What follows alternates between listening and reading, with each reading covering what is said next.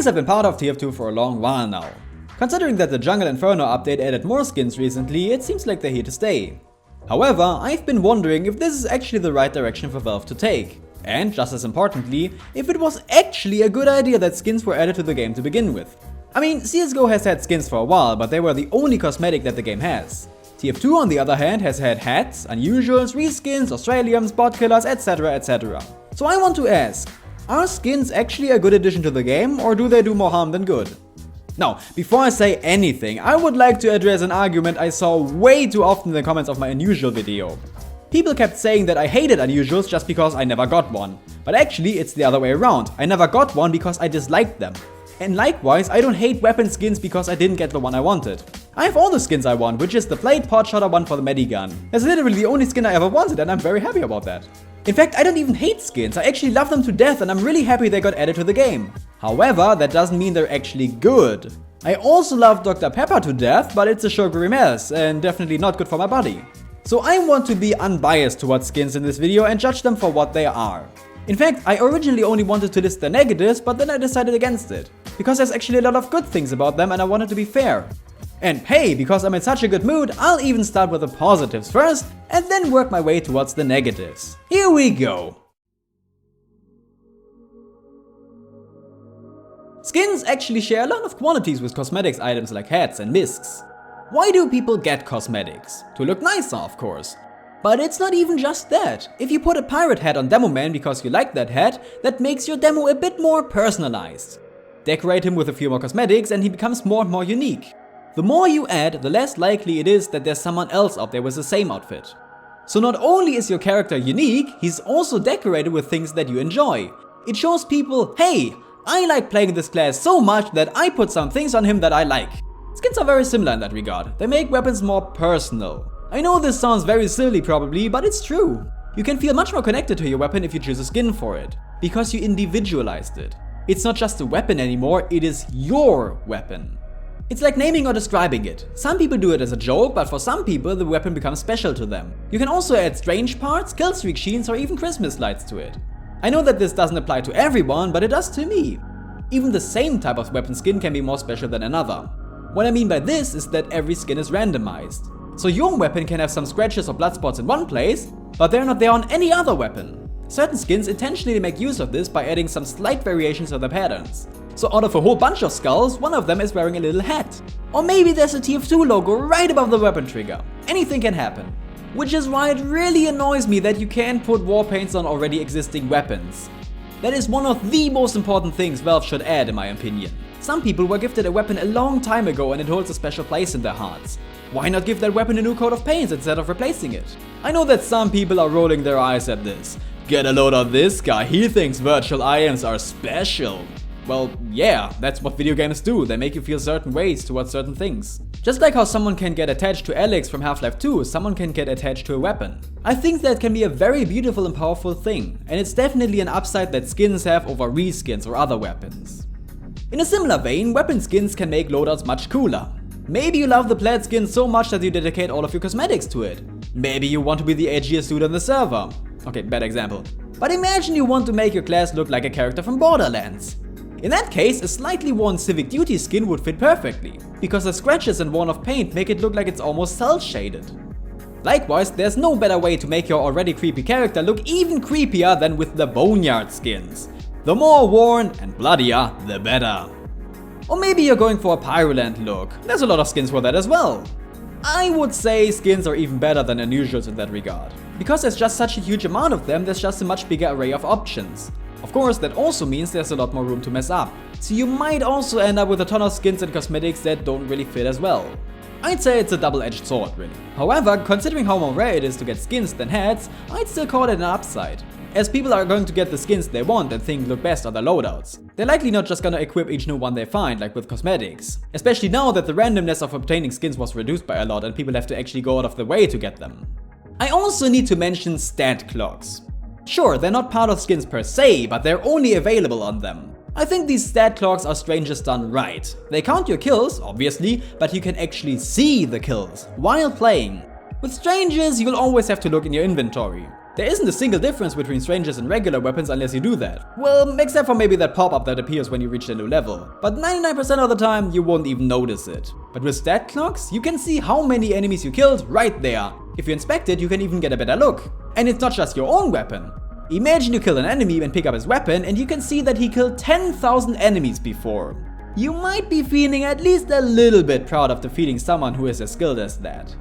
With strangers, however, you would have no way of ever knowing that. Even if you pick up the weapon, you can't see the kills on it. So that is definitely an upside that skins have and which no other weapon does. And well, those are all the positives I could think of. That isn't necessarily a bad thing, however. Maybe there's even more, but I could only think of these. Either way, let me address the negative aspects of skins. Let's begin with the old classic, something I will never shut up about. Like a ton of hats and especially unusuals, skins also destroy the art style. Now, not all skins are that bad. There's a lot of subtle ones, especially the lower tier ones. All of the ones from the twofold collection are pretty much perfect, though really uninspired. I mean, really, just slapping a wood texture on a revolver, that's lame. But at least it doesn't conflict with the art style in any way. And the Craftsman and Gentleman's collection are also perfectly fine. But then you have the skins from the Concealed Killer collection. And especially the ones from the Powerhouse and Pyroland collection. Those have some incredibly bright colors in them. Some of them are almost glowing. It's like Valve thought, how about we turn Lime Scouts into skins? They are simply atrocious and way too outlandish for my taste. Thankfully, the Warpaints that were added recently were mostly alright. But ones like Bonk Varnished, Quake Canvased and Dream Piped are still somewhat guilty of this. They may not be eye-piercingly bright, but still really outlandish. However, it seems that Valve has learned their lesson, at least a bit. But your next line is, German Peter, the art style is thrown out of the window already. What does it matter if they add even more conflicting cosmetics? Well, things like the Gralien, Banana Head, Unusuals, Combustion Cutie, Unusuals and many more may have ruined the art style. But how about, and I know this sounds crazy, we don't make it worse? 3 pieces of glass in my morning cereal are awful and definitely ruin it. But adding more and more glass doesn't make it any better. Eventually there's only going to be broken glass in it and people will have forgotten about the cereal. I really like cereal. I feel like it's always the same story. Valve releases a new outlandish cosmetic and everyone wants it because it's unlike any of the other ones. And then someone talks about how TF2 has forgotten its art style and everyone will nod and agree. But no one ever looks at themselves and goes, hey, wait a minute, maybe I shouldn't have bought all these crazy and wacky cosmetics that I just said were bad for the art style. Because in the end, it's not just Valve who is to blame, but also the people that keep buying them. But I digress. My point is that many skins are simply out of place and we should make them even worse. But let me address another issue now. Wares. I get the point of wares. It's to make certain weapons of the same skin more sought after than the others. My problem, however, is with the implementation. You see, when I mentioned earlier the skins being randomized, that was randomness done right. The skin quality doesn't change, but the pieces just fit better together. Wares, however, changed the look significantly though. Some make the skin simply look nicer or worse. But certain wares make the skin look genuinely atrocious. Not even just not as good, but actually unpleasant to look at. It looks broken and ugly and the skin is pretty much ruined.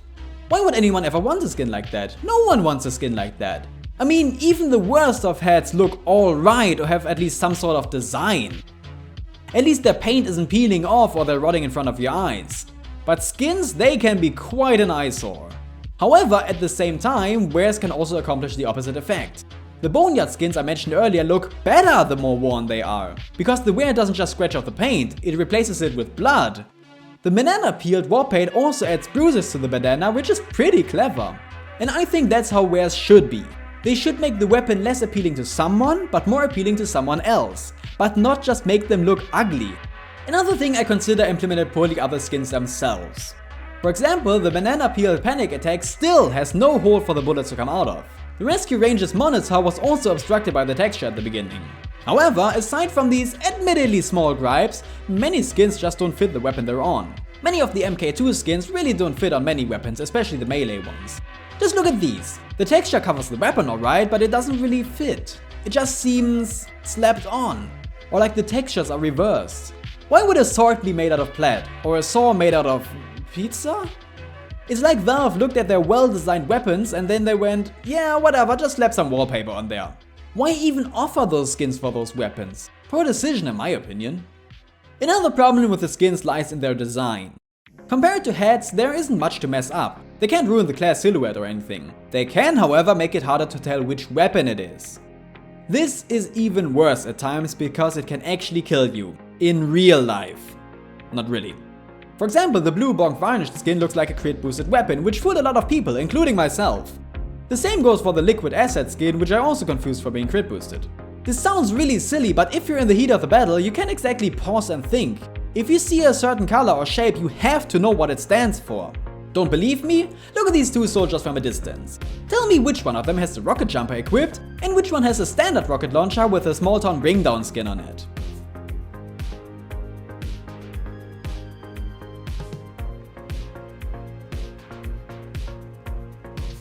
It's not exactly easy, is it? Well, if you think it is, also consider that you only get a split second to decide at times. Plus, you already knew that one of them had the skin and the other one didn't. I can tell you that this skin in particular did fool me into thinking it was a rocket jumper a lot.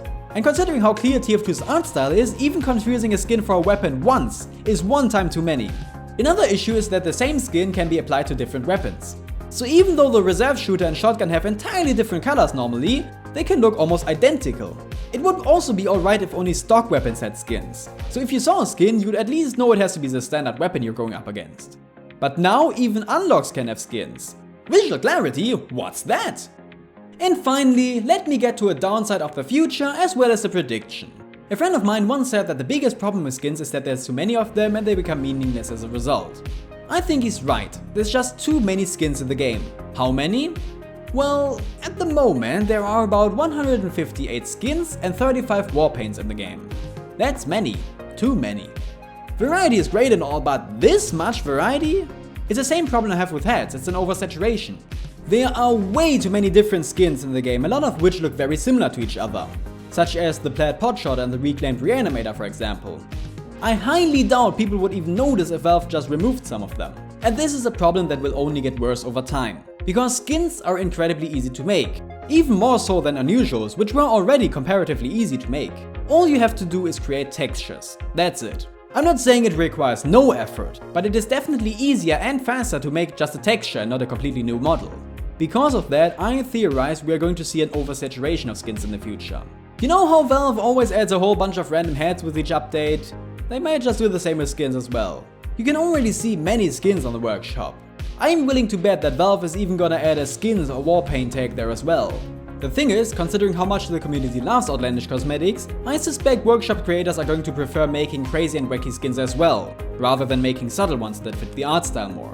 So I think that not only are we going to see an oversaturation of skins in the future, but also an oversaturation of outlandish skins which conflict with the art style and ruin it even further.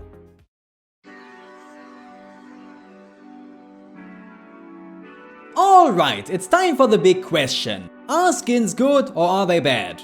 Well, I think they're a bit of both. Right now they aren't perfect. Some are too flashy, too confusing, and there's too many of them.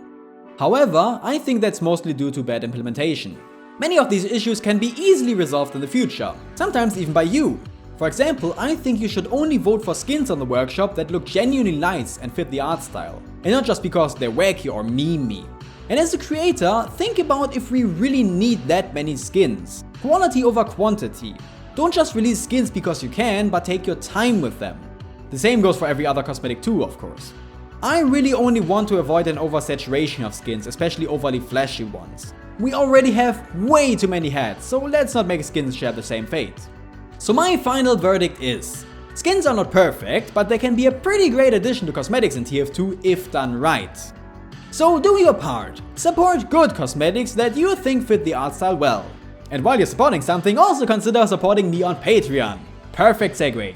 I want to thank all of my current Patreon supporters, namely LACT Kane, Lasse Soyberg, Zachary Leclerc, Xenomite, Sepaiser Man and Mr. Dank. You can be a patron as well and I would greatly appreciate that. Otherwise, just watching my videos and perhaps even subscribing is enough already. Anyway, I want to thank you very much for watching this video. Please tell me what you think down below in the comments. Maybe you like skins more than I do, or maybe you hate them more than I do. I would love to know. But anyway, have a wonderful day and bye-bye.